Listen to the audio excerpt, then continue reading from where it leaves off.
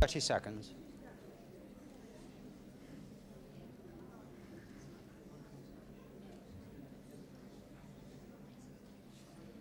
Twenty seconds.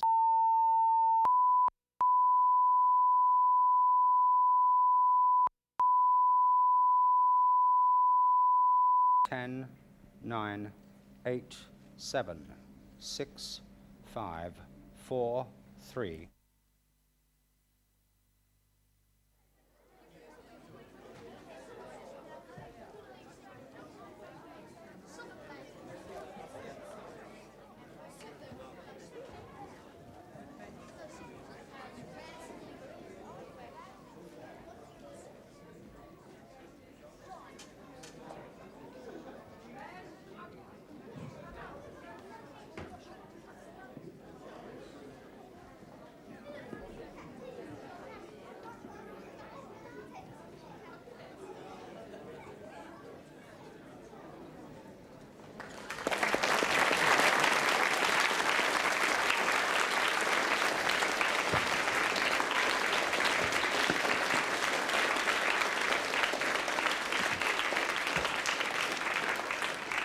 Got to keep these cool for later on. Signals from the mind appears to be a pretentious title, particularly as I, for one, can't tell you what the mind really is. But I may have given you the impression in previous lectures that all the physiological signals which we have been measuring are really the result of physiological processes which occur in direct proportion to the needs of the body. So for instance, that our heart goes and beats faster when the muscles require more oxygen and more blood, that more blood is shunted to our skins when we get too hot, and that we therefore have to lose heat to the environment, and so on. And that we breathe harder because we require more air. Now, of course, this is not true, because we must all be aware that our heart can go pit-a-pat when we are excited, or we are frightened, or we are joyous.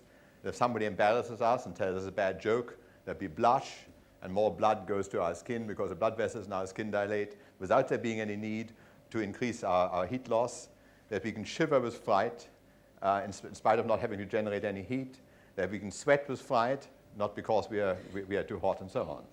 That there are a whole host of physiological signals which result as in response to emotional stimuli, not because of the physiological needs of the moment. And it's really about those kind of signals which I'm going to talk about tonight. I should perhaps warn you that I won't talk about them entirely seriously all the time, this being, after all, the sixth of a set of rather difficult lectures. Now, I regard these signals from the mind as really being of two distinct types, and I'm going to demonstrate to you a mixture of these two. There's one kind which manifests itself in the kind of expressions we have in our faces and what we look like, and the gestures which we use, and our tone of voice, which give a clue to our personality and to our character, and which are relatively permanent. And there's another set of signals which we send out all the time, which are in response to what happens at a particular moment, whether we are frightened at a particular moment or joyous at a particular moment. And really, I feel I want to do an experiment with you to illustrate one of those kinds. And what I'm going to do is to do this sort of thing. Now, I saw what happened, and some of you may have seen what happened. But of course, it was all over very quickly, because in a fraction of a very small number of seconds, those brave people in the front row realized first that I was going to throw a bucket of water at them, then a moment later that it wasn't really water, and then they very sportingly joined in the laughter to indicate that they really been had. Now, let's try and look at this in more detail, because I would like to recreate all this for you. And to be able to do that, we've got a very clever piece of machinery here, which is called a video disc. Now, those of you who have watched Match of the Day will have seen action replays where some particular exciting part of the match could be recreated so that you could look it all over again in slow motion. Now, the property of this video disc is that at any time it can store 36 seconds of a program. and it records and erases itself all the time, so that one has a 36-second window available to recreate whenever one requires it. Now, of course, we had this video disk running just now, and we'll replay it for you in a moment. Now, the other properties are that having one stored your 36 seconds of action on your video disk, you can now do all sorts of exciting things with it. By throwing a few switches on the machine itself, you could, for instance, play it back in double time, so everything happens much faster. But we aren't very interested in that because things happen fast enough just now already. But the other thing you can do is to play it back however slowly you like, from absolute slow motion to actually a standstill of a picture. And I'm going to ask Bob now to recreate in slow motion what happened when I threw the bucket of polystyrene granules to you. So Bob, can we start it? And whenever I ask you to, I'd like you to stop it so we can examine what happened in greater detail.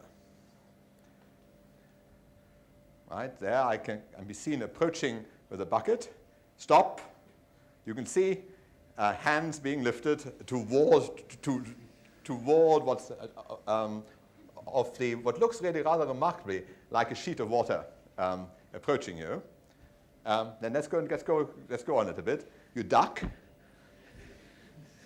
because you and then stop it again. I think by this time, even the row behind, somebody's leaning violently sideways because they wonder what's happening. I think in the front row, there's already the dawning realization that perhaps it isn't as bad as it might have been, and that they haven't got wet. And a little bit more, Bob.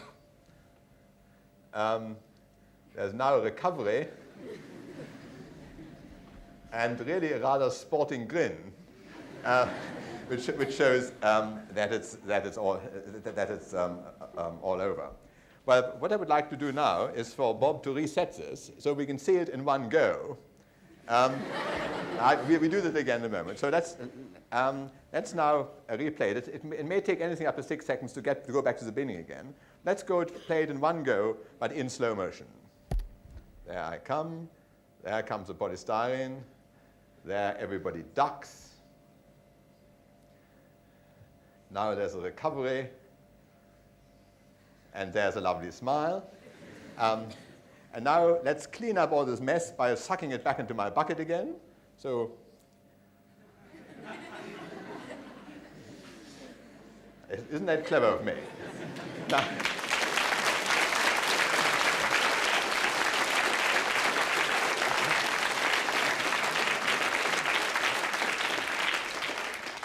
unfortunately, it hasn't really worked like a vacuum cleaner.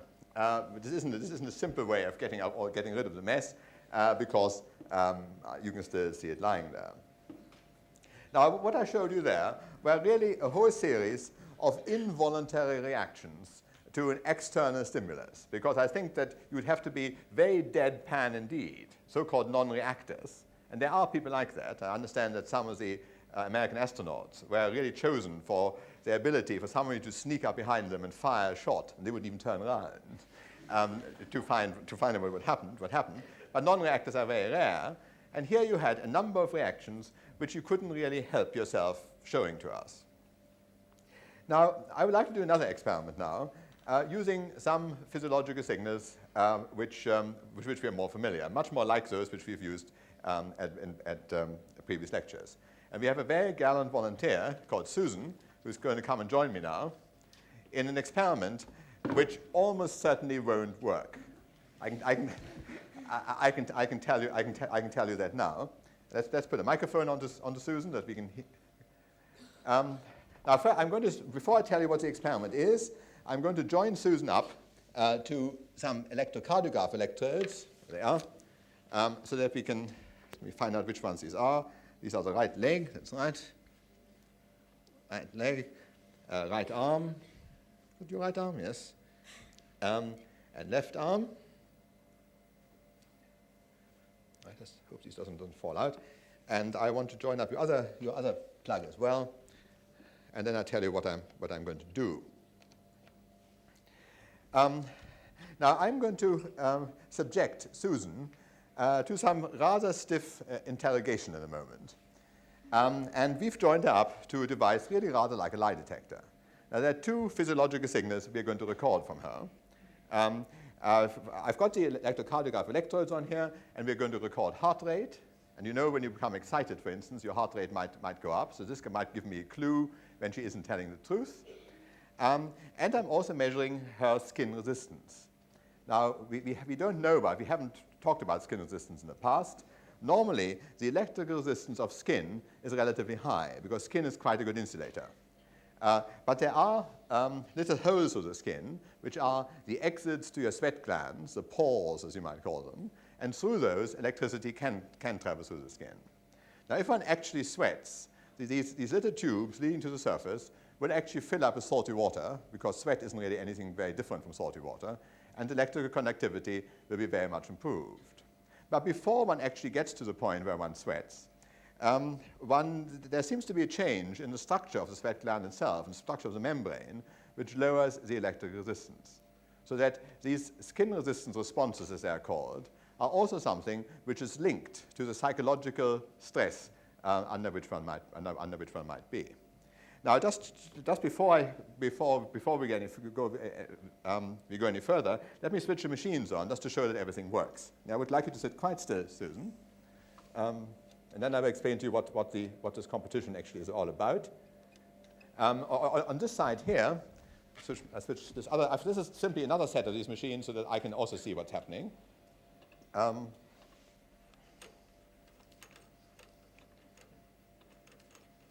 I've got to get this adjusted correctly. No. I plugged your things in. Right, there we are.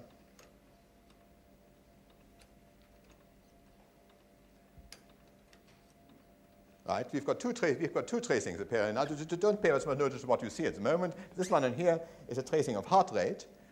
Low heart rates are on this side, high heart rates on the other side, and this one is a tracing of her skin resistance. Just wiggle your finger for a moment. Yes, a little bit is happening there. Right. Now, the competition is as follows. I'm going to ask Susan to draw a card and to draw a card. Now, don't show it to me, Susan. Now, show it to the audience and show it to the cameras, but I'm in such a way that I can't see it. All right, have you done that? No, not quite. Yes. All right. Now, don't show me the card. Now, I'm going to ask Susan a number of questions to which she must answer no to try and find out what the card is. So you've always got to answer no in a loud, clear voice. And I want you to sit absolutely still during this interrogation. Right. Right? Now I'm going to watch these various traces when I start, and we'll see whether I can guess it. I've got a reward for you. In fact, there's a reward of £5 inside here if I do not guess the card which you've got. So if the identity is unknown to me, you get the £5. If I guess the card correctly, I keep the £5. All right? Now let's have the charts. Just let me make some adjustments behind you here. All right, now sit quite still. Maybe you would have made a good astronaut. Well, the heart rate is went up nicely just then. You notice there's a peak. Right, Susan. Now,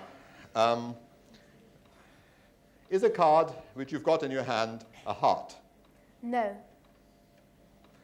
Is a card which you have in your hand a spade? No. Is a card which you have in your hand a club? Yes.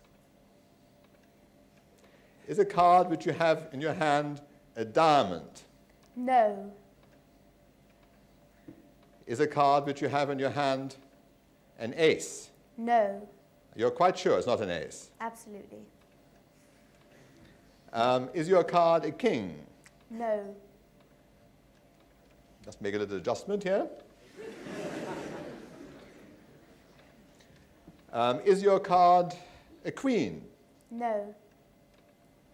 your card a jack? Definitely not.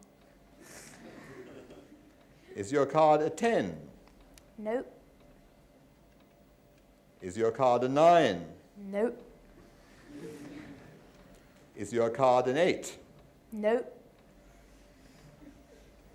Is your card a 7? Nope. Sure? Absolutely. Is your card a 6? Nope. Is your card a 5? Maybe. There's no such thing as maybe, Susan. Give me proper answers. No. Is your card a 5? No. Is your card a 4? No. Is your card a 3? Yes.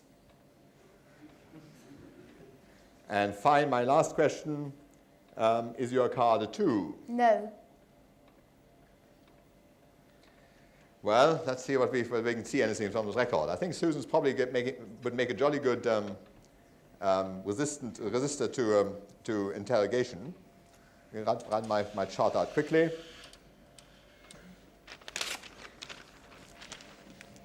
Nothing very much has happened to a skin resistance because I suspect I didn't make it sensitive enough. But I don't know if you can see this. This was the gunshot here, which we had there, and even that left Susan relatively untouched. So I will recommend it to the European Space Program as being. We put something heavy on the end here. Now I must say, not having no experience in this, but I would find it very difficult to find any evidence on any of these questions. I made a little mark here. I made a little mark along here. Wherever there was a question and a reply from Susan. And I must say that I would find it very difficult to find an occasion where her absolute steadiness was broken, because these waves which you see here are almost certainly the changes in heart rate due to respiration, which we all have, and not due to the fact that she was actually conscious of being under any strain. So I think that I can't even make an attempt at guessing the card. I mean, let's make a blind guess so we can keep our £5. Let me say, I would have thought that it was this one here, which was my third question from the end. I won't even have a guess at the suit, but that it was maybe a 4 of something. Now let's go and have a look at the card. So, I didn't.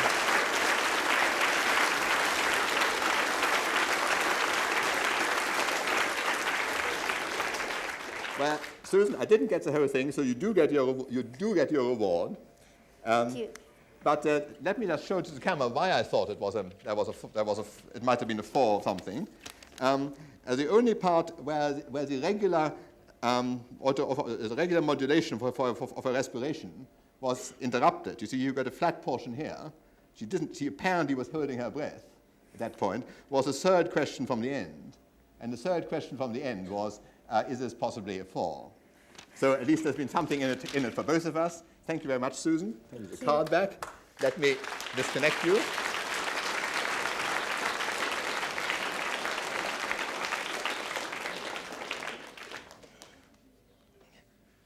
Right. Well done. Don't be careful of your lead. Be careful of your lead. Well, you've had two. Yes, we're getting an embarrassing amount of paper there. You've had two demonstrations of what we might call temporary kind of physiological signals. And the second one of the kind which we've by now got used to in this kind of program.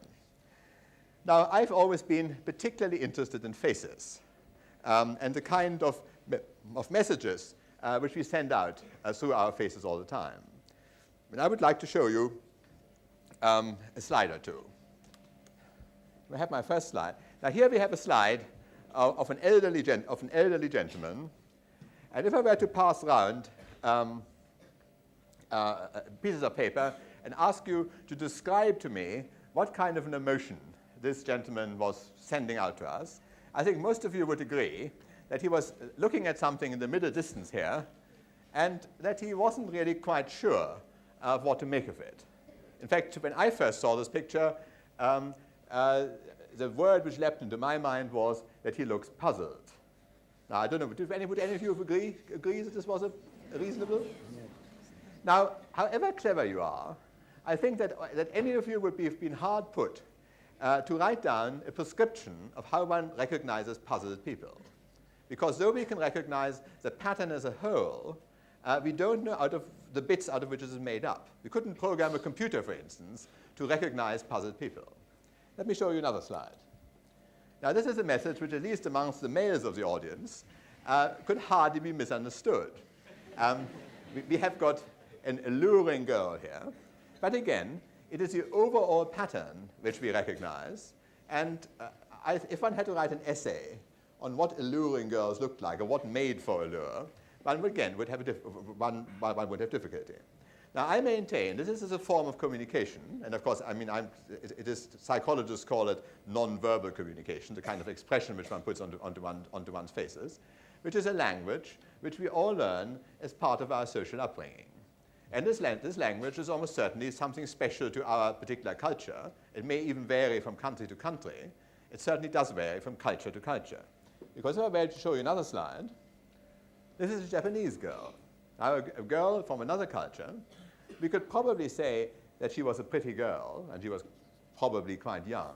But apart from that, the message which is being sent out is not being understood, because we haven't been trained as part of our social upbringing of what it means. Now, I'm reliably informed by some Japanese friends of mine that the message which is emanating from this young lady is indistinguishable from that of the previous slide, that it has the same sort of effect on them, but we just don't understand it, because the code, as it were, is something which is special to the Japanese, and we haven't learned it. And we would probably have to spend a good deal of time in Japan before we began to read the signals, before the flags which are being flown. Nevertheless, there are no doubt some signs which are cross-cultural and which even across the ages. Now, this is the image of somebody of pre-photographic days, so it's not actually a photograph. Now, if I were to ask you, is this a nice man or a nasty man, what would you say? Nasty. And if I were to further ask you to particularize and say, is it just a nasty man or a very nasty man, what would you say? Well, you would be right, because this is actually a picture of the death mask of Ivan the Terrible, one of the czars of Russia who had a pretty bad reputation. And he probably was a rather nasty man. Now, in spite of the fact that this picture is, I mean, this person lived some hundreds of years ago and is, in a sense, of another culture, nevertheless, the nastiness, as it were, was recognized almost universally by all of us. So there must be certain elements of this code which we do all recognize. Now, this question of being able to recognize a pattern without being able to dissect it into its individual parts isn't as rare as I make out, because we do it as part of our ordinary everyday life. Now, there is a gentleman in the audience who's offered to drink something for me. There you are. Now, I'm going to assure you, I hope you trust me, I'm going to assure you that what I'm going to pour into this glass here is eminently drinkable. Will you just drink some of it, or all of it if you like, and tell me what it is? Orange juice. Just say it out loud. Orange juice. Right? just don't go away. But you're, of course, quite right in your. Now, did it go through your mind when it was in your mouth that here you were drinking a 2% solution of citric acid and containing some fructose, and also being flavored with certain volatile oils which are special to the citrus plants, and there was a mixture of cellulose fibers floating in it? Or did it just jump into your mind that this was orange juice? Just jumped. It just jumped in. Right. Thank you very much.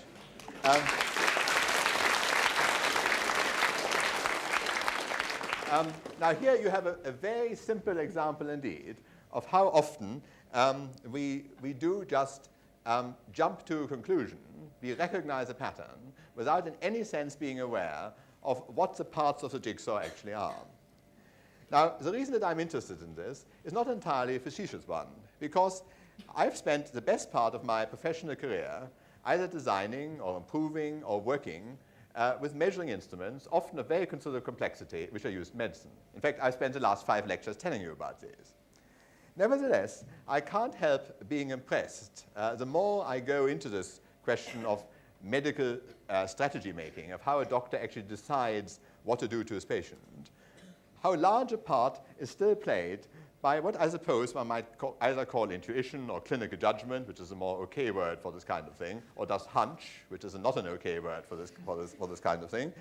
But what it really means is that a lot of the information doesn't in fact come from the measuring instruments, but is somehow or other picked up by tentacles which the experienced person deploys and which search the information atmosphere which surrounds his patient. Now, I'm very interested to know what this kind of information is, because I'm sure that the experienced doctor or the experienced businessman or the experienced tea blender or the experienced whiskey taster, they're all people who have this ability to recognize a situation without themselves knowing precisely how the situation is made up. Now, I thought one might get another view on how to design really good medical instruments by finding out how the really experienced people did it, what kind of signs they were sensitive to, and then to make instruments which measure those particular signs, rather than working on it from the other way around. So I have a perfectly respectable interest, if you like, in trying to analyze the kind of codes which are used in all forms of nonverbal communication. And this is, of course, isn't limited to faces. It comes out in tones of voice. It comes out in the gestures which we make. It comes out how we move, how fast we walk. Even the fact that my dog can recognize my step coming along the road is a form of nonverbal communication, which my dog has learned to understand. So in thinking about this, I became interested in trying to find people who might know rather more about how to break the code. What sort of people would they be? Well, first, of course, there would be actors, because actors, in a sense, can, to order, make faces. This is one of their stock and trades. They can somehow or other put themselves into a situation of looking sad or looking happy or being angry, and to make the right kind of non-verbal signals. Now, I'm not so sure that actors, on the other hand, would be very clever people to use for my research, because it is my guess that they do this instinctively, that they don't know any more than I do what makes one look angry. But then I thought of cartoonists. And of course, there are a lot of political cartoonists. Now, I've got a political cartoon here, which has been sent out as a Christmas card. And I think that you will recognize there is a Harold Wilson on here, and there's a Margaret Thatcher on here, and there's a leader of the Liberal Party here, and there is an Edward Heath here, and there is a Michael Foot there. And they are all drawn with great economy of line, just a few lines, much, much less information than one would find in a photograph or in a television picture. And somehow or other, these cartoonists have the ability to distill from what is otherwise a very complex situation just those few key lines which communicate to us that this is a Wilson or a Heath or a Thatcher. But more than that, they can also, by bending the lines a bit or putting a few extra lines in or overemphasizing some feature, they can give an expression, happiness or sadness or wiliness or whatever it might be, to such a cartoon. So they are one lot of people who must, to some extent, have broken the code, because they can presumably produce this to order. And if I say, now change him a bit so he looks a bit happier, they would know what to do, which lines to bend to produce the additional happiness. Now, I am not a cartoonist, so I wasn't able to do this kind of research myself, but I am extraordinarily partial to teddy bears. And now you begin to realize why we have got a record for the Guinness Book of Records of the largest number of teddy bears which have ever been assembled in the Royal Institution ever since its inception. Well, let me first show you a slide or two. We have a... now, I acquired these slides 2 years ago when I first became interested in this, and I wrote to a number of department stores in London and asked them to let me take portraits of the teddy bears in their toy department, and I had an enthusiastic response and given every conceivable facility. And I've just shown you a very small selection of what must be a unique collection of these photographs which I've got. And I will give you a character interpretation of each of the pictures which I see, and you can tell me whether you agree with me or not. Now, he seems to me to be a happy-go-lucky fellow, very nice to have as a friend to go away on a holiday with, perhaps a little lightweight in terms of reliability and so on, but certainly fun to be with as a friend. Now, he, on the other hand, and sex discrimination apart, I think of all teddy bears as being he's. Are there any she bears in the hall? Well, you see a very, very small number. The sex ratio amongst bears must be such as to put the continuance of the species into grave jeopardy. But this is a bear of entirely different ilk. I always imagine him to be, for instance, a master butcher in a small provincial town, a member of the town council, an alderman maybe, very reliable, not by any means unconscious of his own importance in his own world, in his scheme of things, but a really solid and possibly stolid citizen of this small town. He, on the other hand, I think is a bit naive. He hasn't been around a great deal. I wouldn't give much for his IQ. But maybe as he grows up, he will learn the ways of the world a bit better. Now, he's just rude. And the last one I've got a picture of seems to me to be a very dangerous sort of bear. Very headstrong. I always think of him as my mafia bear. I don't think he's actually bright enough to be in any sense to occupy one of the upper posts of the mafia, but he might be a sort of local boss of some local cells mafia. Now, I'm going to have a look at some of the bears who've come to this lecture and see if I can do a character analysis of some of these. And you just move over, bear, for a moment, so that I can sit down. Well, here, this one here looks to me like quite an old fellow. I think he has a very definite sense of humor. You can see this by the set of his eyes. Slightly wry smile on his head, on his face all the time. I think he's quite an old bear, and he's really seen life quite a lot. And I understand from his owner he is in fact 15 years old, so he has lived in the family for a long time. I would have thought he was great fun to have in the family, and that he's seen it all and he knows it all. Now, I've got another one here, and this one actually I'm informed has signals from the interior.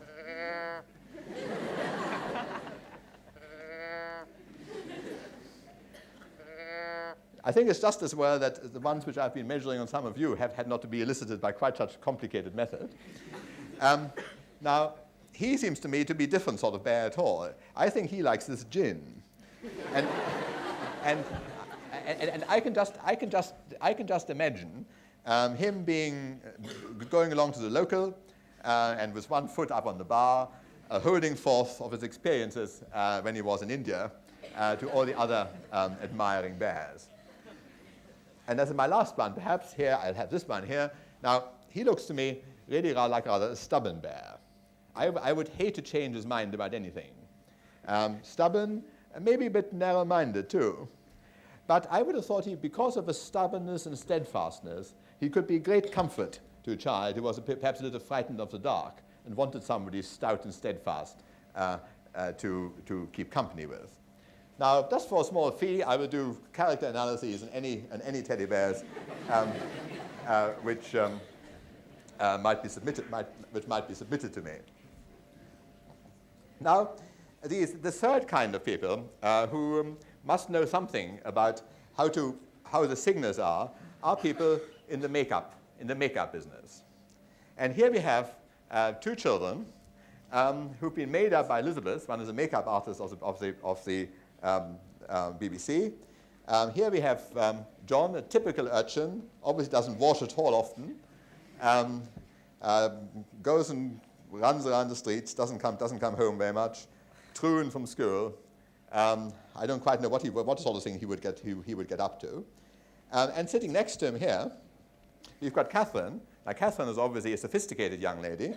I should say she was about 17, perhaps, knows exactly how to manage her boyfriends.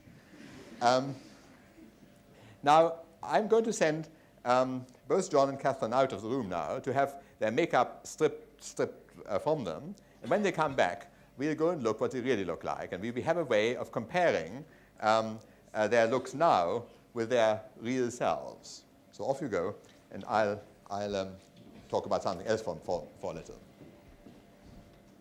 Now, when I myself was still at school, perhaps about 17, I came across a book written by Sir Francis Galton. Now, Sir Francis Galton was a nephew of Darwin, and he was an extraordinarily versatile scientist. I've got a little list here of some of the few things which he did during his lifetime. He discovered anticyclones. He really founded the science of meteorology. He was interested in psychology. In some extent, he anticipated Freud in psychology. He coined the word eugenics, which means really breeding for quality, and the eugenic society, which is still in existence, was founded by him. But what particularly struck me about his book was that he had also been interested in faces, and that he was trying to find whether there were common denominators in faces of people who had something in common. For instance, one of the things he did was he would take a photograph of 50 patients suffering from consumption, as it was then called, we call it tuberculosis now, and superimpose these photographs in such a way that when they were finally printed, each of the photographs contributed 1/50th of the exposure. So you got a correctly exposed print in the end, but the print was made up out of 50 components. Now, I'd always wanted to do this, ever since I was at school myself, but I never actually got around to this. And it so happened when I looked this up again, that very nearly 100 years ago, in fact, in 97 years ago, in 1879, he gave a Friday evening discourse at the Royal Institution here on what he then called generic images, which were these composite portraits, some of which I'm going to show you now. And we have the first one of these. Now, I must apologize for the quality of these, because these were copied from a biography of Sir Francis Galton, a biography, incidentally, which I've got here, and I might just to have an opportunity to see the man, what he looked like. This is him at about the time when he must have given this lecture. What time was my pointer? Right, but let's go back to my slide. He was interested in family resemblances, and of course, which is one of the most common features which people have. And here are the full-face portraits of three sisters, and here are the profiles of three sisters, and here are the composites or superimpositions. This one here being similar, of course, as you would expect to every one of them, but not being quite like any one of them. And just to show the same technique in a different context, he wanted to know what Napoleon looked like. But there weren't, of course, any photographs of Napoleon, at least I don't think so. He got all the coins he could find which showed Napoleon in profile, and he photographed them all, obviously Napoleon at different ages. And he then superimposed the profiles to get an average Napoleon there, which he thought might be a better match to the real Napoleon than the possibly individually flattering profiles which had been put onto the coins. Well, as I said, I always wanted to do this, and this lecture gave me the excuse to do this. And yesterday, 12 children came here, 6 boys and 6 girls, and were photographed. And thanks to the skill and quick work of Jean, a member of the Royal Institution staff, we now have the photographs. And I'm going to superimpose them one by one to show you first the average Royal Institution lecture boy, and then the average Royal Institution lecture girl. And perhaps in some years to come, we can do this again to see how the average has changed. Like, I wonder if we could have the boys in the right order to stand along here, so we can see how the image was made up. Right, here they are. And first here, I've got Selvin on the screen. And I'm now going to superimpose Ramu, the second one along, on here to find the average of those two. And then I'm going to superimpose Jonathan. I always think they come better looking as one goes on. And then we have Stephen. And then we have Michael. And finally, it isn't quite fair, because he's the only one who's been wearing glasses, we have Peter. Now, here is the Royal Institution 1975 boy. I think you can now sit down again. Now, you see that if there's something of everybody in there, if I just take the top one off for a moment again, here, you see that for instance, short hair appears to be the average these days, contrary to as it might be a few years ago, because the only long-haired one just shows up there, and rather faintly. You can see how exactly, this is a process exactly analogous to the averaging, which we did in the lecture on spikes and waves, when we superimposed noisy pictures on top of one another. The glasses rather have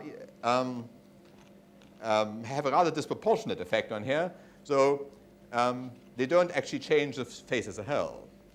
So this is the composite boys. I'm now going to take these off and do the same thing for the girls. And I must confess, I haven't really looked at the girls' ones myself yet. First we have Sarah. And you'll see that there's been no selection about age or size or anything like that. So there's Sarah. And then we'll superimpose Sapphire on top of her. It hasn't changed all that much. And then Veronica, third one along. And then Margaret.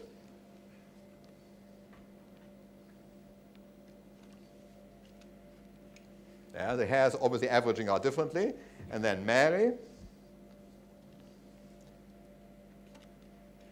And you see the streak of hair which has just appeared. And then Sally. And here we have the average girl. And I think you can see a little bit of everyone. Just all face the camera. Now, we could just try. I don't think I've got enough pegs to actually do this. And it may come a little dark to put the boys on top of this. No, I think it's going to come too dark. Let me just put one or two of the boys on to see what a bit of maleness will do in this. There we are. That hasn't really made much difference. You see how this is a true bit of averaging. And let's finish up with a chap with glasses. Here we are. And we have a mixture, a boy-girl mixture of Royal Institution 1975. Now, thank you.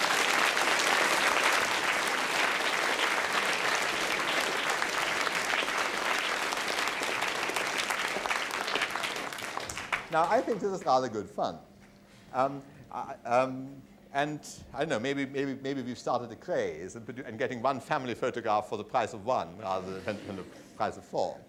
Now, I notice that our made-up children have come back. If we can first look at John, John is now no longer an urchin. And if we can have them side by side, the before and after, you now see on your screen the made-up caricature of the street urchin and the clean-limbed John as he actually is. So you see there really is a big change if one knows how. Then if we move on to Catherine, on one side we have the sophisticated 17-year-old, and next to her we have the demure 12-year-old as she actually is. So that's what can be done with a little makeup and knowing where to put the lines and how to create a particular effect. And this is, of course, thank you very much for allowing yourself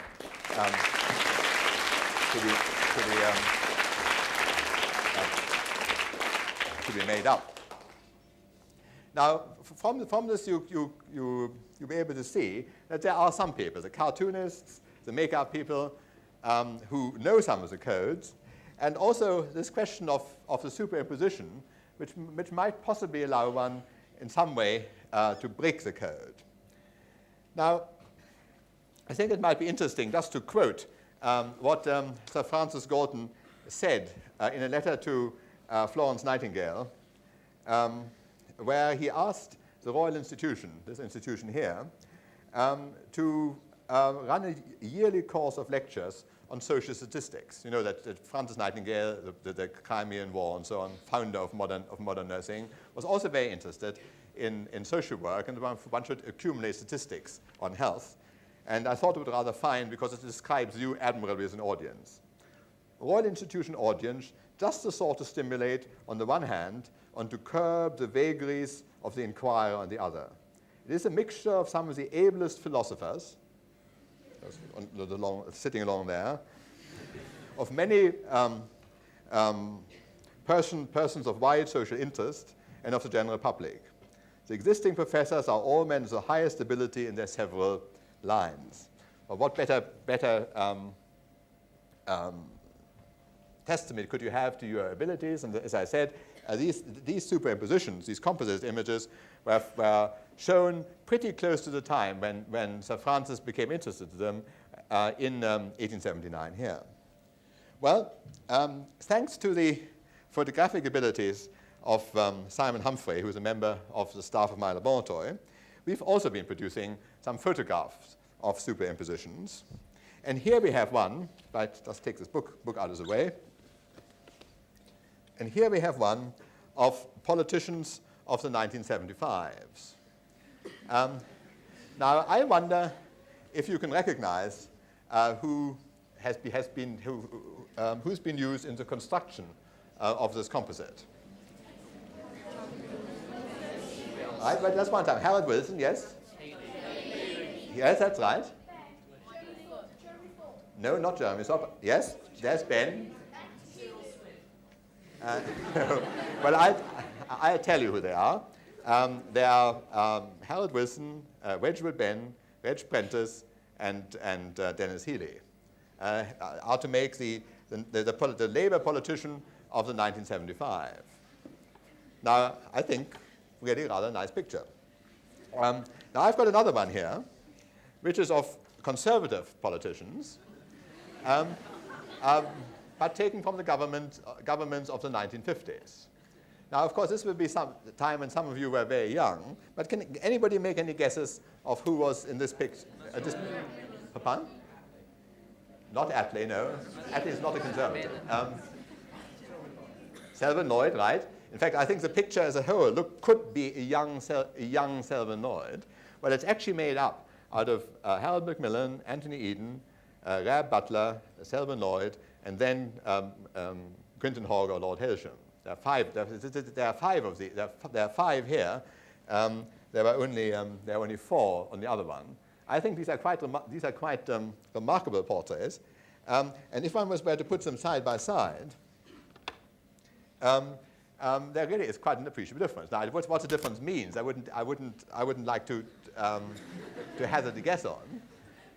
But they are again an average, a composite of faces, which in some way or other must distill something which appeals, for instance, to the voter to the voter at the moment, and which might have appeared to the voter in the 1950s.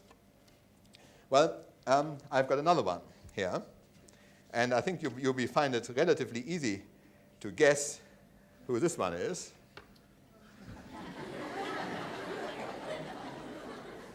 Now, I should perhaps say at this stage that in the selection of the portraits as we were using them, there was no particular bias. It's extraordinarily hard to get full-face photographs of people. The press collections and the BBC collections were combed for full-face photographs, and only a relatively small number of these could be found. Well, I'm sure you would have guessed that this one here is in fact a composite of these two. Just change them over again. Right? Now, I really tried to find pop stars to do this, because I thought that pop stars might be more appropriate to an audience of this kind. But there are virtually no existing portraits of pop stars which are in any sort of sensible pose at all. They either have a microphone in front of their face, or they are curiously contorted, or they have a guitar half hiding their face. So we couldn't do pop stars, and we therefore had to make do with politicians. Now, what does all this in aid of? This is, as I told you, this was a lecture with a light-hearted flavor to it, but it happens to be a hobby horse of mine at the moment, because I cannot help feeling that if we do understand a non-verbal communication, or the kind of signals, the signal flags which we fly all the time, more thoroughly, we might learn to get on with one another better. Now, I just happen to have concentrated on visual signals because I am myself a very visual type, and I think I probably jump to conclusions much too easily on what I see. In fact, I tend to say, and some of you may never forgive me for this, that by and large, people have the faces they deserve. Now, this has nothing. This doesn't mean that beautiful people have beautiful faces, or that good people have good faces, or anything of this kind. It has nothing to do with beauty or ugliness. But to me, anyway, a good deal of a personality of an individual and a good deal of the character of an individual seems to shine out through their faces. And my first judgments are very much based on this. And after all, there's a whole industry, the cosmetics industry, which is the whole purpose of which is to allow people to give themselves the sort of faces which they think they deserve, and not the ones which they actually have. I've also been fascinated by the fact that I can sit in a tube train at Swiss Cottage, and somebody gets in and sits down opposite to me with a paunch and a bald head and a small beard, and I look at him, and in a flash I say, "This is Jones, who I last saw when he was in the upper fifth." Now, he certainly had hair when he was in the upper fifth, and he didn't have a little beard, and he was a great deal thinner, but nevertheless, I recognized him straight away. Now, I do not believe we have the remotest idea how we do this, how the information is stored in some way in such a shorthand and abstract form that it can survive the loss of hair, the growth of a paunch, and the attachment of a beard, and still be recognizable. I'm equally intrigued by the fact that we can recognize voices. I know that I've got an accent and so on, but I can pick up a telephone and say something to somebody who hasn't seen me for years, and you say, "Hello, how are you, Heinz?" Now, I'm sure this must have happened to all of you, that one can recognize not only the mood of a person, but actually who they are from the first few words. We have no idea how this information is actually conveyed. But I suspect it is really no more complicated in its coding than the kind of coding which we saw on our teddy bears, where, after all, it was all done by where you placed the buttons, where you sewed the ears on, the little bit of black thread which made the nose. That is, this is very much a combination of a relatively small number of variables, then that it is terribly subtle, and you have to be able to measure lots of things very accurately. So as I say, it happens to be a considerable preoccupation of mine at the moment of how this is done. And I was glad of this particular occasion to be at least be able to do some of the experiments which I'd always wanted to do. Now, let me just spend a minute or two on reviewing the lectures which I've given you during this season. When I was first asked at some time during the summer whether I would like to give these lectures, I rashly, I think, probably said yes. That I thought it would be rather fun to do them, and I would enjoy doing this. And as I always do, I didn't do anything about it for really quite a long time. But one problem did actually concern me right from the beginning, because it seemed to me to be an absolutely primary choice which I had to make. I could either set out to amaze you. I could do a large number of scientific conjuring tricks, as it were, by wheeling pieces of apparatus into the theater and showing you what the pieces of apparatus did. And I think we could have had a very amusing set of lectures if I had done this. But I decided against this. I thought that I tried to make it a rule, and how successful I've carried this out, only you can tell me, that I would never demonstrate a piece of apparatus to you unless it was also possible for me to explain to you how it worked.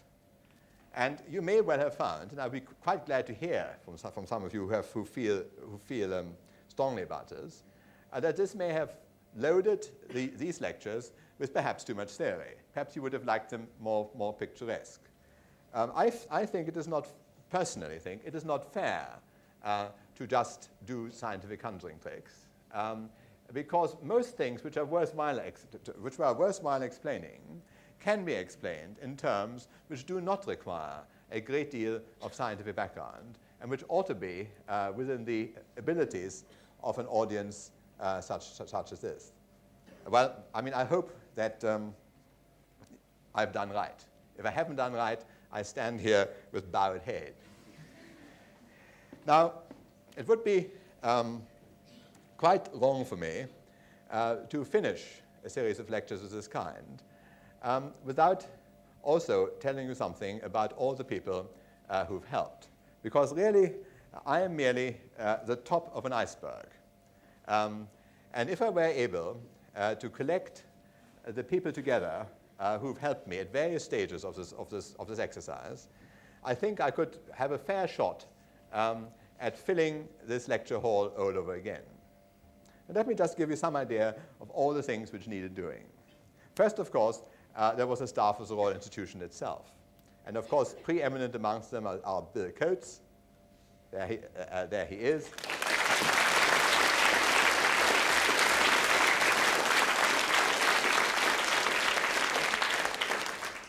Who really is a magician.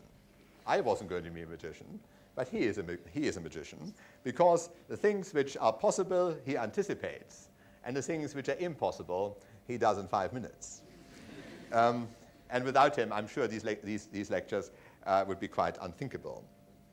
Then there are many members of my staff in my own laboratories who've given up time to help me and to make pieces of apparatus for me.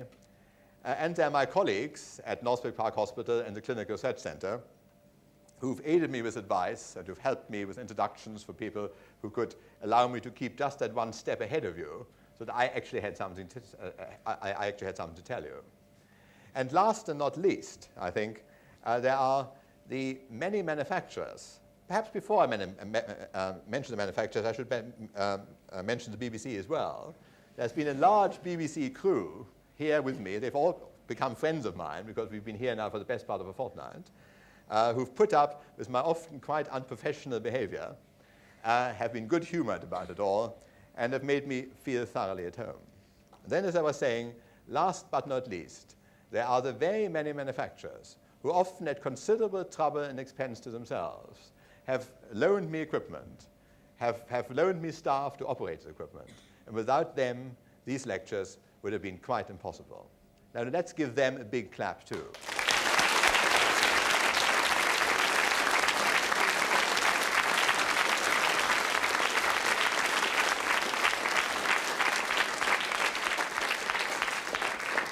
Now, just to show you what time has done to me, and whether you can see any similarities at all, let's just flash through these quickly and see whether you can see any common denominators amongst them.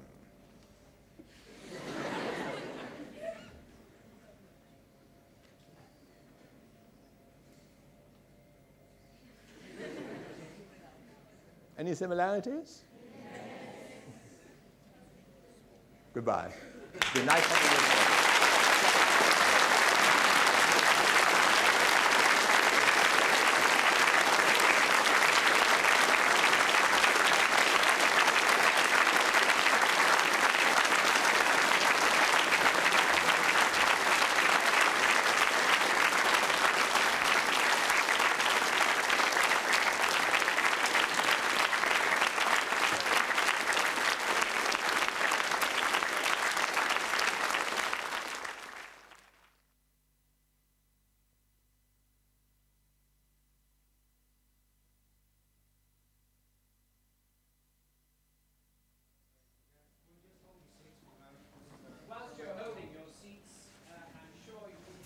leave and go home without thanking